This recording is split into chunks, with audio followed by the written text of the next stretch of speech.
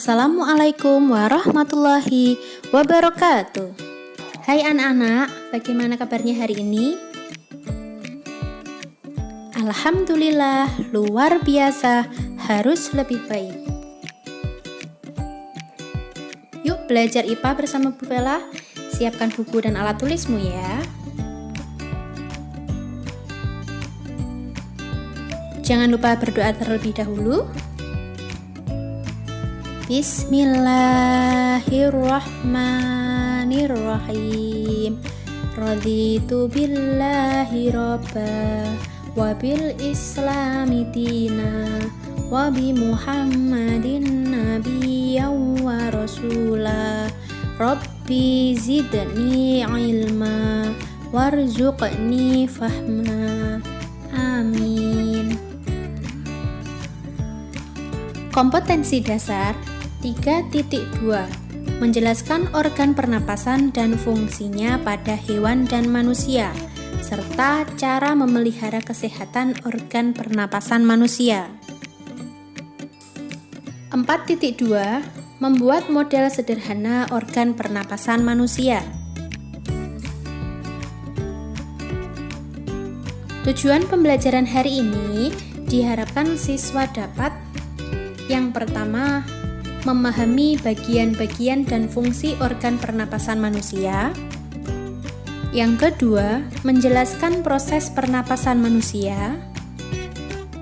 Yang ketiga, memahami faktor gangguan pernapasan manusia.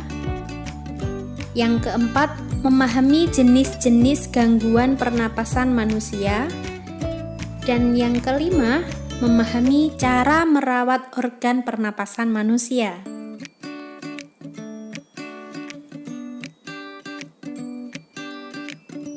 Nah, masih ingatkah kalian tentang materi organ pernapasan pada hewan?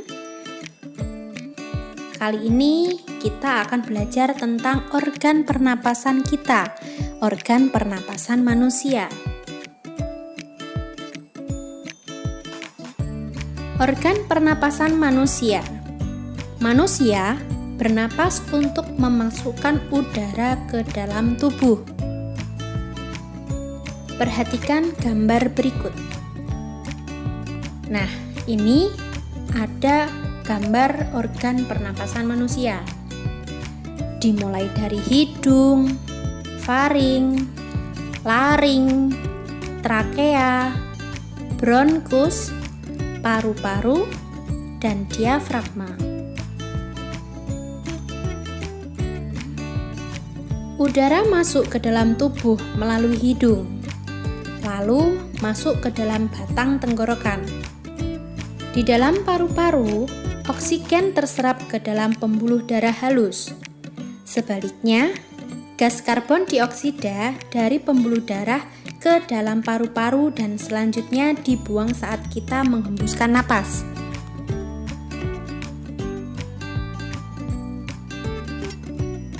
Perhatikan video berikut. Proses pernapasan pada manusia dimulai dari rongga hidung, faring, laring, trakea, dan bronkus menuju alveolus. Di dalam alveolus inilah terjadi pertukaran gas antara oksigen dan karbon dioksida. Lubang hidung merupakan jalan masuk udara ke hidung.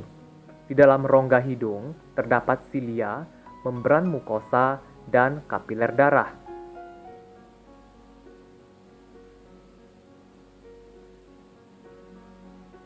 Udara akan disaring oleh silia atau bulu hidung, dilembabkan oleh membran mukosa, dan dihangatkan oleh darah. Selanjutnya, udara akan masuk ke faring atau tenggorokan. Di dalam tenggorokan terdapat epiglotis berbentuk seperti daun yang dapat membuka dan menutup. Pada saat menelan makanan, epiglotis menutup sehingga makanan tidak masuk ke tenggorokan tetapi menuju ke kerongkongan. Selanjutnya, udara bergerak menuju laring atau pangkal tenggorokan. Di dalam laring terdapat pita suara. Trakea berbentuk seperti pipa yang terletak memanjang di bagian leher dan rongga dada. Trakea memiliki cincin trakea berbentuk huruf C untuk mempertahankan bentuk pipa trakea agar tetap berdiri kokoh. Sistem pernafasan pada manusia terdiri dari dua proses utama, yaitu inspirasi atau memasukkan udara ke paru-paru dan ekspirasi atau mengeluarkan udara dari paru-paru. Bronkus bercabang-cabang dan membentuk percabangan yang lebih kecil yang dinamakan bronkiolus. Percabangan bronkiolus berakhir pada gelembung paru-paru yang disebut kantong alveolus. Gelembung tersebut diselimuti pembuluh kapiler darah.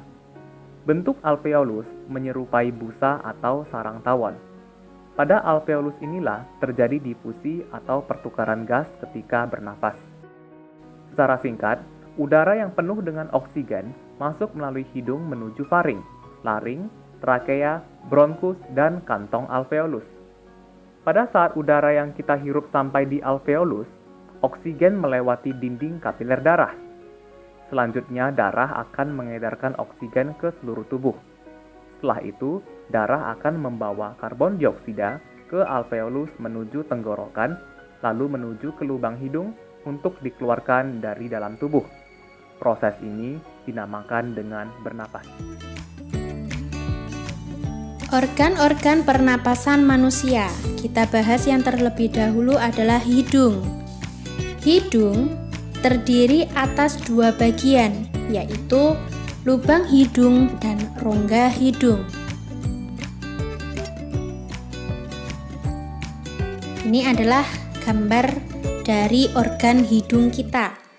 Ada tulang hidung, lendir, silia saraf pembau, serabut saraf ke otak, dan serabut saraf pembau atau olfaktori.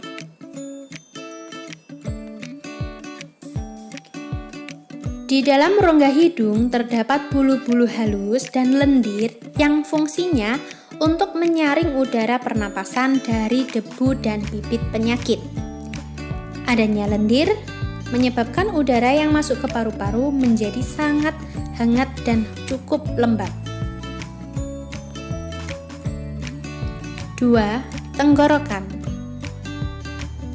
Ini gambar dari tenggorokan. Terdiri dari laring, trakea. Kemudian trakea ini bercabang menjadi bronkus kanan dan bronkus kiri. Bronkus kanan ini akan menyalurkan udara dari batang tenggorokan atau trakea menuju ke paru-paru kanan. Sedangkan pada bronkus kiri menghubungkan udara atau menjadi jalan masuknya udara dari batang tenggorokan atau trakea menuju ke paru-paru kiri. Hidung dan paru-paru dihubungkan oleh batang tenggorokan atau kita sebut dengan trakea yang panjangnya sekitar 9 cm. Di dalam batang tenggorokan tersebut terdapat yang namanya bulu getar yang berfungsi untuk menolak zat asing yang masuk ke tenggorokan. Batang tenggorokan tersebut memiliki dua cabang yang disebut bronkus, yang fungsinya sebagai jalan udara menuju ke paru-paru. Ada bronkus kanan, ada bronkus kiri. Nomor 3, organ pernapasan paru-paru. Paru-paru terletak di dalam rongga dada di atas diafragma. Nah, ini gambarnya paru-paru kita ya anak-anak. Ada paru-paru kanan dan paru-paru kiri.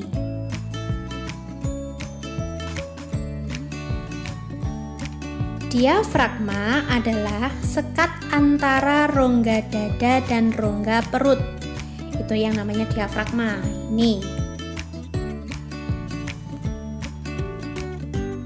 Nah, kita lihat lebih jelasnya lagi. Ada paru-paru kanan dan paru-paru kiri. paru-paru kiri terdapat 2 gelambir. Ini ya. Paru-paru kiri terdapat 2 gelambir, sedangkan paru-paru kanan terdapat 3 gelambir. Paru-paru dibungkus oleh selaput paru-paru yang disebut pleura. Bronkus bercabang menjadi bronkiolus. Ini tadi namanya bronkiolus, yaitu percabangan dari bronkus. Bronkus tadi percabangan dari batang tenggorokan atau trakea. Dari sini paham anak-anak?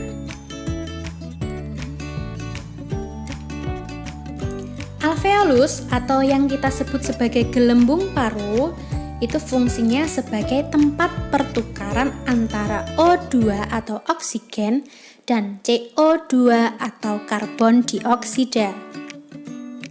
Ini alveolus.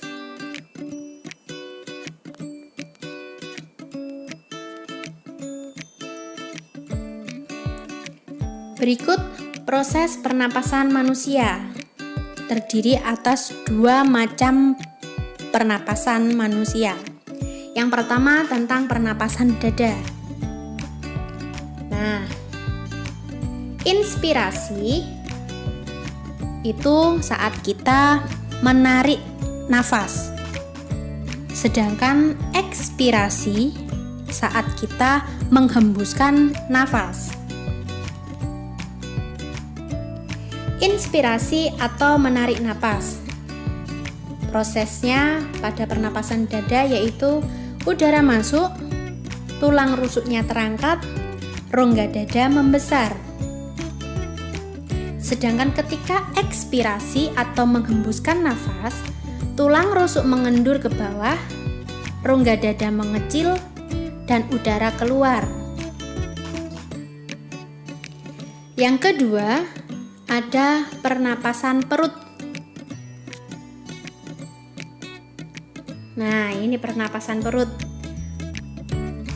Ketika inspirasi atau ketika kita menarik napas, udara dihirup, rongga dada membesar, isi rongga perut tertekan, tekanan dalam rongga dada mengecil. Itu ciri ketika kita menggunakan pernapasan perut pada saat inspirasi.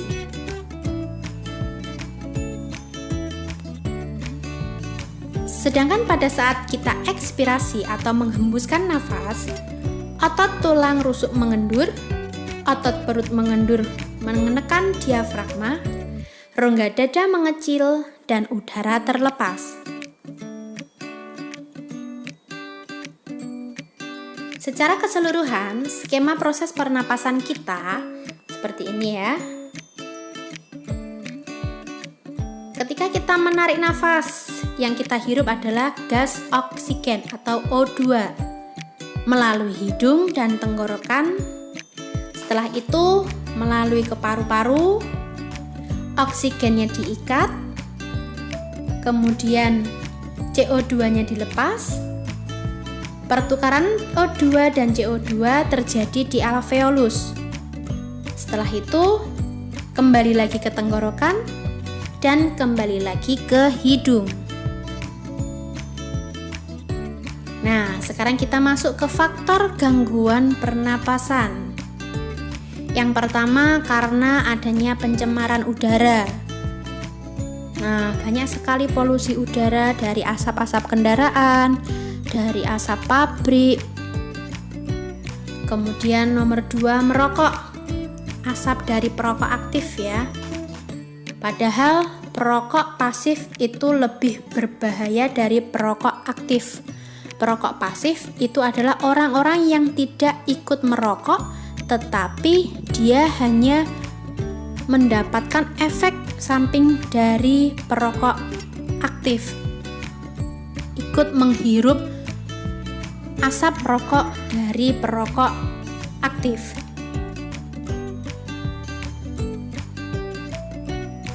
Nomor 3, karena terinfeksi kuman. Selanjutnya, penyakit organ pernapasan. Nah, ada Ada yang tahu apa saja penyakit-penyakit dari organ pernapasan? Yang pertama, kanker paru-paru. Yang kedua, asma atau saluran pernapasan menyempit. Yang ketiga ada bronkitis atau peradangan bronkus, atau pada cabang tenggorokannya itu mengalami peradangan. Yang keempat, amandel. Amandel yaitu pembengkakan pada tekak. Akibatnya saluran pernapasan itu menjadi sempit. Yang kelima ada TBC atau tuberkulosis, yaitu penyakit radang paru-paru yang disebabkan oleh bakteri. Penderita TBC ini paru-parunya terdapat bintil-bintil kecil pada dinding alveolusnya, sehingga mengganggu proses penyerapan oksigen. Nomor 6 ada influenza. Ini yang biasa banyak orang alami ya, untuk penyakit influenza. Disebabkan oleh virus. Penyakit ini ditandai dengan pilek, pusing, meriang, dan demam. 7. Faringitis, yaitu radang pada faring, dikarenakan juga karena infeksi sehingga timbul rasa nyeri pada waktu menelan makanan ataupun kerongkongan terasa kering. Itu juga disebabkan oleh infeksi dari bakteri atau virus. Nomor 8, emfisema, yaitu penyakit pada paru-paru yang ditandai dengan pembengkakan pada paru-parunya. 9. Asbestosis. Asbestosis disebabkan menghirup serat-serat dari asbes. Ke-10 ada penyakit sinusitis, yaitu penyakit peradangan pada bagian atas rongga hidung atau sinus paranalis.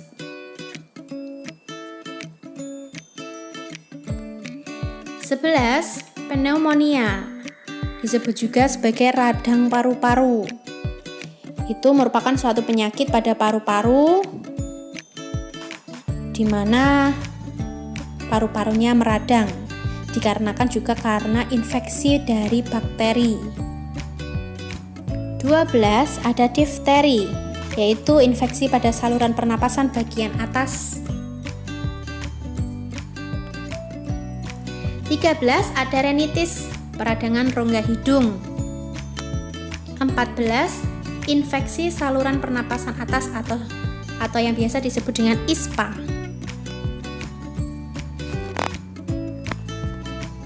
Cara memelihara organ pernapasan. Yang pertama, membersihkan atau membebaskan diri dari lingkungan sekitar yang terdampak dari pencemaran udara. Bisa berkendara dengan menggunakan masker gitu ya, yang sekarang harus memakai masker. Yang kedua, memperbanyak ventilasi udara di dalam ruangan yang akan membantu proses pertukaran udara. Yang ketiga, olahraga secara rutin. Yang keempat, menarik napas dalam-dalam secara rutin. Yang kelima, memperbanyak konsumsi sayur dan buah-buahan. 6. Istirahat dengan cukup. Dan 7. Tidak merokok dan tidak bergaul dengan perokok. 8. Tidak minum minuman beralkohol. Oke, untuk tugas yang pertama hari ini, silakan kalian kerjakan latihan soal pada halaman selanjutnya di Google Form setelah melihat video pembelajaran ini ya. Klik next atau selanjutnya pada link Google Form. Tugas kedua, gambarlah organ pernapasan manusia bersama keterangan bagian-bagian organnya di buku tulismu. Setelah itu, tuliskan skema pernapasan manusia secara umum ya. Setelah selesai, fotokan dan kirimkan ke WhatsApp Bu Vela. Sekian pembelajaran hari ini anak-anak. Terima kasih untuk perhatiannya. Kurang lebihnya Bu Vela mohon maaf. Wassalamualaikum warahmatullahi wabarakatuh.